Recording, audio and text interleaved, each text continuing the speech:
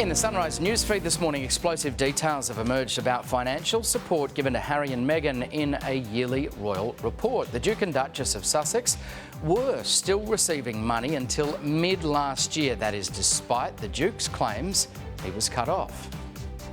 Hold up, wait a minute. Your family cut you off? Yeah, in the first quarter of 2020. But I've got what my mum left me. And without that, we would not have been able to do this.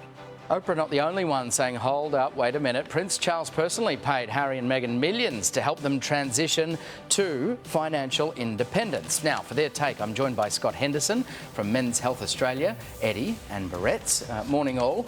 Scotty, to you first, what's your take on this? I mean, does it chip away at the empathy everyday people might have for them as a couple when we hear financially cut off defined as, oh, I only got 2 million instead of 8 million? A little bit. Look, there's a lot of good to come out of, Harry and Meghan doing this Oprah interview and, conversations about race and mental health. Mental health is a big one. Huge one. But I think when it comes to finances, this feels awkward. It feels like we're at a family barbecue and there's a huge public squabble and I don't know, it's uncomfortable.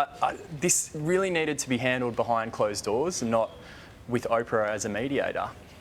Yeah, hold up, wait a minute is what I say to my tax accountant every year, because I don't understand the quarters and the halves and all this kind of, there seems to be some argument over the timing, so I don't think they outright told a lie. I think they accidentally just, the UK's financial year was a bit different to the year. But I do think it makes them look even more out of touch when you're talking about gazillions of dollars. They've got Diana's estate, she's independently wealthy as well, they're living in a $12 million house.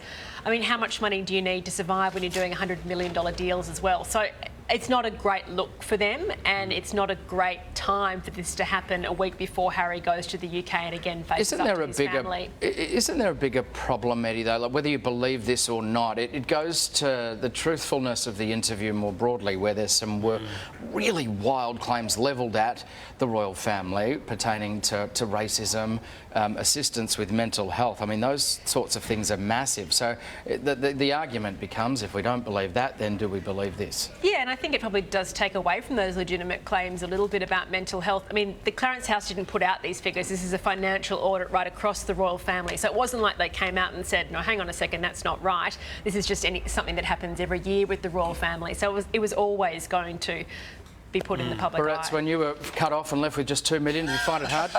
I would get by, all right, Matt. I just think this is really sad because, Scott, as you say, there was some good content to come out of this interview early on, and it is unravelling now. Whether they felt the pressure, but because they were there with Oprah, they had to, come up with some big statements. It's just not right what they've done. And you go back a few years, and Harry had tremendous credibility. What he did with his Invictus Games and charities was fantastic. That's all falling apart now because he's falling into this trap of being sensationalist. Before we go, I want to ask you about this. The UK government is planning to ban junk food giants from advertising online and also television. This is before 9 p.m.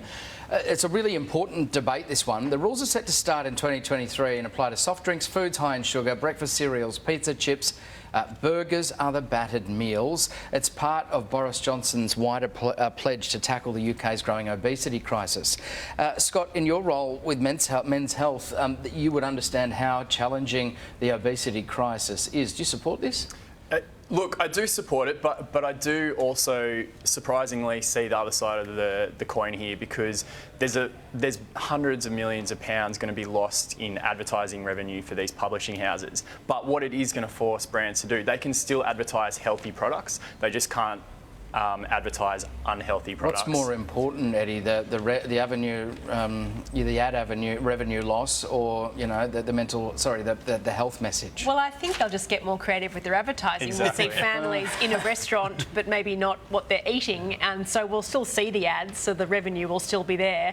Look, it's a free choice to eat junk food. After 9 p.m. is when that kind of kicks in too, which is appropriate for this advertising. So I don't. Will we see a flurry of the ads at 8:55 p.m? Yeah. I think so, and a flurry of Uber Eats orders at the same time, probably. Probably the bigger issue is we've got to get to people and fix that underlying problem. People have got to make good decisions about what they're eating. And it is your decision at the end of the day, what you do. And, cutting off the advertising is not the answer. That's a really short-term attempted fix, and I don't see it all work. And hopefully it will, though, force these brands into creating healthier menus. If they want to keep advertising and keep people coming through the doors, they'll have to create healthier products to get around these laws. Which they have done over time, too. They have evolved their menus. So if you're going to you know, in a McDonald's now, there's a lot more healthy food than there was 10 years ago. So Are you buying the apples in the packet barrettes? I haven't bought a lot of them. Yeah, no. Apple crumble. Meat in the middle, have an apple pie from McDonald's. I've had quite a few Full of of those. apple. You are right, though. Bans outright don't work. We need a more nuanced solution. Guys, thank you for your thoughts today. Thanks, mate.